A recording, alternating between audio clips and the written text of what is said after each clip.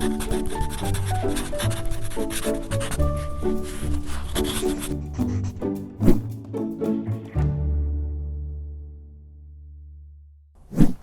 I'm Dawn Durham, and welcome to PaTTANpod.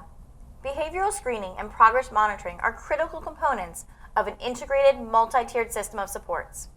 Particularly when we consider students with the most needs, educators are looking to efficient and effective tools to ensure they are supporting students appropriately. We are so fortunate to have Dr. Chafouleas with us today on PaTTANpod. Thanks, Sandy, for joining us today. We're excited you're here. Thank you for having me. I'm excited to be here as well. I want to ask you if you can just kind of briefly talk about some of the research you've done that's really helped inform the development of this direct behavior rating, or DBR. Sure. So direct behavior rating at this point has a pretty long history of research, but I think it's helpful maybe to start with the beginnings of where it came from, because it has an even longer history than before the term direct behavior ratings became more popular and researched by other people, not just by our teams. DBR really started in this idea of like homeschool notes or daily behavior report cards. You've seen those kinds of things in this like long history of use way back as a way to communicate about behavior, either across settings, homeschool, or with students. So, the idea behind creating direct behavior rating and taking that past history was to think about how do we use this great tool for communicating information about student behavior and figure out how do we systematize it? How do we standardize it in a way that it could become one of the methods of behavior assessment that we can consider within our MTSS continuum of options? So it's one method, and there are lots of different ways that you can create the tool to fit whatever your need is and whatever your tier of service delivery is. So we have kind of the work that our team did in the early 2000s really was to take this idea of this history, create direct behavior rating and standardized ways of thinking about it, and then we've done along the way certainly a lot of research to develop the psychometric adequacy of it for different tiers. So we've done studies that have looked at it from using the tool in class-wide monitoring, so like a single rating of what the whole class is doing during academic engaged, or doing with regard to academically engaged behavior during sustained silent reading time. That's always seems to be one of our tricky points in intervention. And can we use that tool as a reliable way to think about what's going on in this really kind of low-stakes class-wide type of intervention decision? And then we've done it in a lot of work in kind of more of a tier 2 type space, or for moderately challenging behaviors, and thinking about can it be used to be sensitive to change in behavior in response to a relatively moderate type of intervention. And then we also looked at it within intensive tiers. So how can it supplement or complement other data sources in providing kind of that data stream around intensive and really very specified behaviors. So I think I would summarize all of the research without going into all of the specific studies is when we set DBR up to become a new method or another method that we can use in our toolkit, we really were focusing on the features of it being defensible, which of course is important, but also to be flexible so that you can design the tool to meet your needs and use it, as long as we're kind of following some kind of standard or systemized ways of thinking about how do we do it. To be efficient, because that was really the main gist for why we even wanted to create the tool, is that the measures that we had in past history for being able to monitor response to intervention, or to be able to be as nimble as we are in the academic world with some of our measures like oral reading fluency, we didn't have that analog. So DBR was intended to be efficient and then be repeatable, because our history, again, of behavior assessment tools was not as heavily focused on being able to have these measures that could be sensitive to change, in a very quick way, in a way that's contextually defined and relevant for whatever the situation is that you're asking for.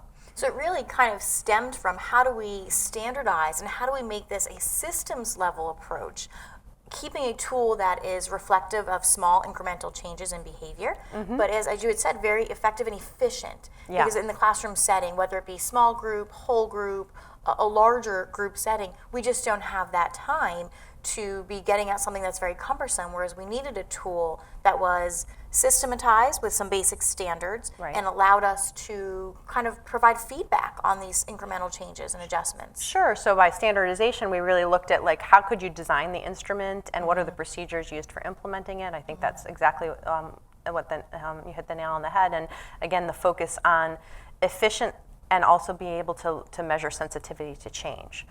Because our measures and our other methods, again, all good, they're all part of our toolbox, and we use different ones depending on the situation, all great. But in order to be able to say, hey, after 2 weeks, have we seen Sandy's behavior be responsive to whatever moderate intensive class-wide intervention that we're trying out. So in regards to that kind of sensitivity to change, how can this direct behavior rating, or DBR, be effective as progress monitoring tool? Oh, sure. So again, let's look at the core features of how we built this. We wanted it to be defensible, which for a progress monitoring tool, that really does mean sensitivity to change, and reliable, so that we have some semblance of being able to have accuracy in our ratings, however we defined accuracy with our raters. To be efficient, so it has to be just a couple of seconds to be able to complete this rating over whatever the period of time that you've defined. Could be math class, could be your morning period, whatever you've defined, but it's something that can be easily integrated into an everyday routine.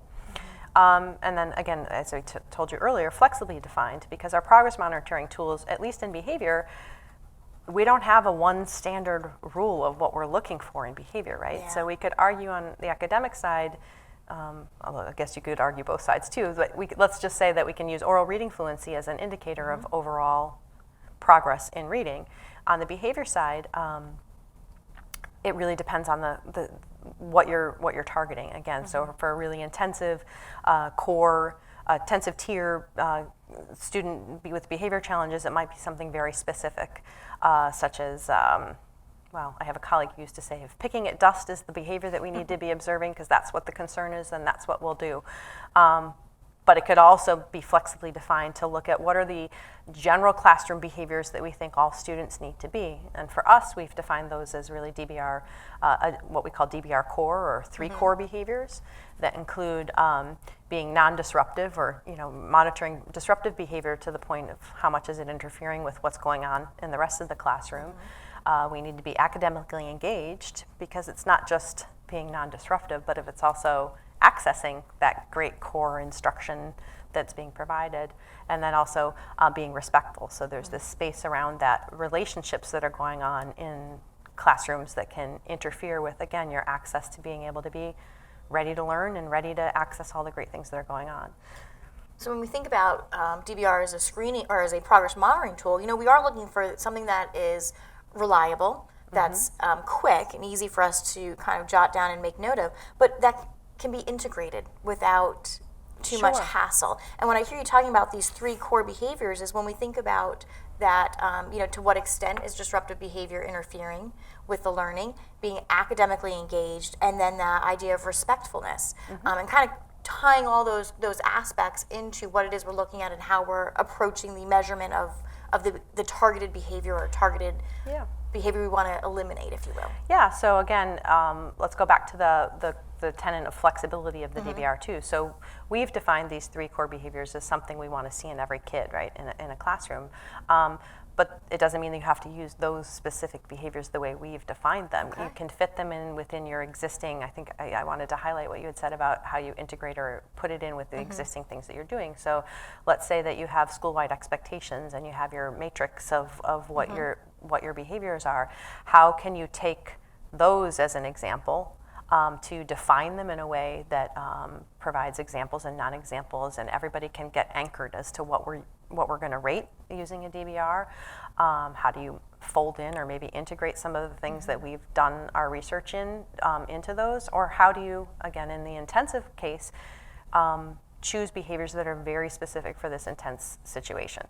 So then I want to talk then, if we're talking about a progress monitoring tool, can this be used as a screening tool? And then how so? Yeah, so that's a good question too, and we've done some great work to start to think about how DBR could be used as a screening tool, because what I like about DBR data is that it's not just a single static, like one-shot Okay. indicator, right? So when you're doing DBR, you're doing it repeatedly. Again, that's one of the core features of DBR. So in general, we're saying that you need to have about 6 to 10 data points in order to be comfortable in your decision making. So if you think about those 6 to 10 data points, let's take like a science block in a middle school. You have 6 to 10 ratings of science block, and maybe that block flips around at different times of day because we've got some great high school and middle school ways of doing our schedules. You can go back and look to see not just like, hey, is there a risk, but is the risk more evident on certain days, times? It helps you a lot with your setting events and thinking about intervention planning. So you can kind of easily go back and say, oh, it looks like it's like morning time or afternoon time or beginning of the week is really much tougher. So it adds kind of a richness to a piece of screening. Now, the cautions on that idea of using DBR in screening is that, because you're collecting so much data and there's a lot of kids in the classroom, right? How can it be used in universal screening, right? And I think that it's best placed really as more of a targeted screening. Okay. So I was talking with somebody even earlier this morning to think about, they already have an intensive caseload of 50 students, on his caseload that he works with. And to me, I said, well, it seems to me that, and he was talking about the volume of data that he has, right? Because he has lots and lots of data. So we were talking about how could you shift some of that to figuring out what you essentially need on a daily basis, or how could you then instead think about using something like a DBR as like that, a dipstick in targeted screening. So again, a fall, winter, spring type of period, or every month, depending again on this intensive case situation, to kind of do a dip in and see, then come back and look at the profiles that it is certain periods of day that I need to really focus my efforts, or it is certain classrooms, all kinds of different things. If we want to take that from a universal perspective for an all class, I think there are some really great universal screeners that have come out now that give you that can be very efficient in being able to kind of give you that first hit list or that first pass list of the top 5 or 6 kids that I need to be worried about. But then you could come in as a supplemental data source with DBR as a targeted screener then on those 6 kids to get some baseline data like you would use for progress monitoring then anyway.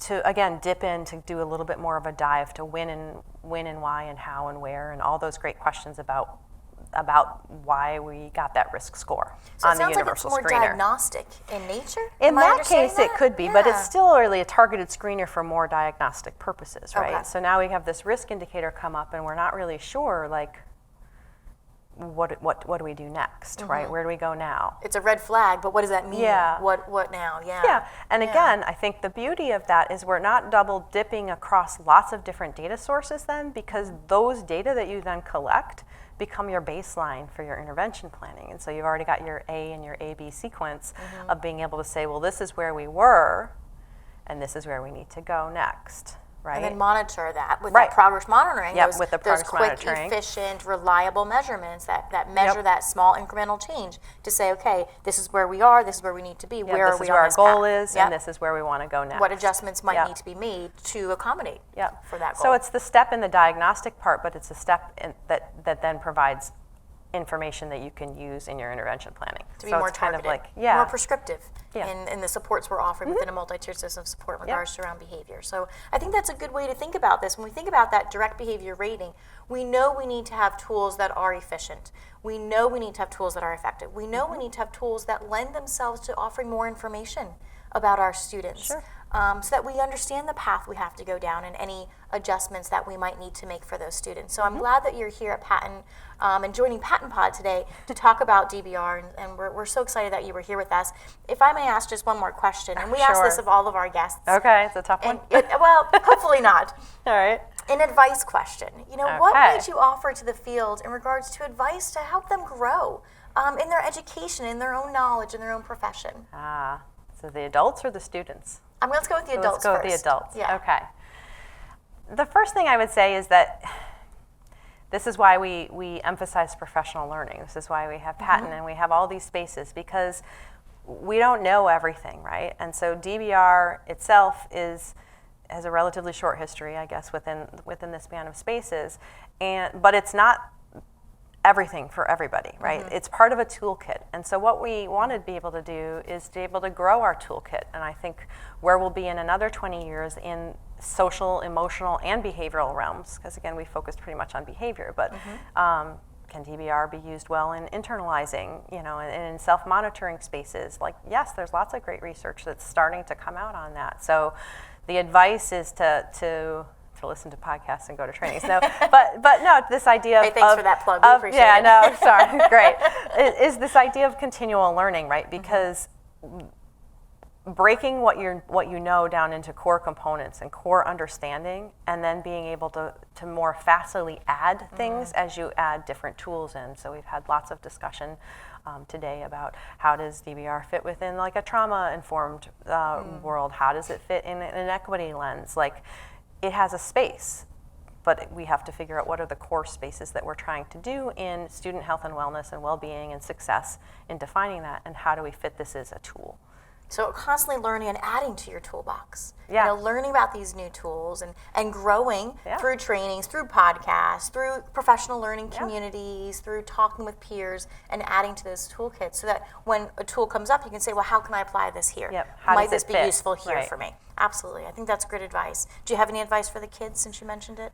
Oh, I think we'll do the same thing, right? We'll say the same thing, but in particular, I think thinking about if we want to come back specifically to DBR, how it can help you self-manage and monitor toward long-term progress, because you're going to get older and you're not going to have your teacher saying that this is when this is due and this is when this is how you need to break down your long-term project. We're giving you the building blocks and skills now, so the more that you can learn how to manage and organize and use simple checklists to keep yourself going, you'll be well served into your adult life. Yeah, that is good advice for the young adults. I think that's good advice for the adults, too. Well, yeah, we all could use better checklists at times, right? Yes. Well, Sandy, thank you so much for stopping by PaTTAnpod today. We're so excited that you were here with us and able to share a little bit more insight about this DBR idea. So thank you so much. Thank you again for having me. Thank you to all of you in the field. You inspire educational growth in your students every day. A special thank you to John Ragsdale for producing this podcast. We'll see you next time on PaTTAnpod.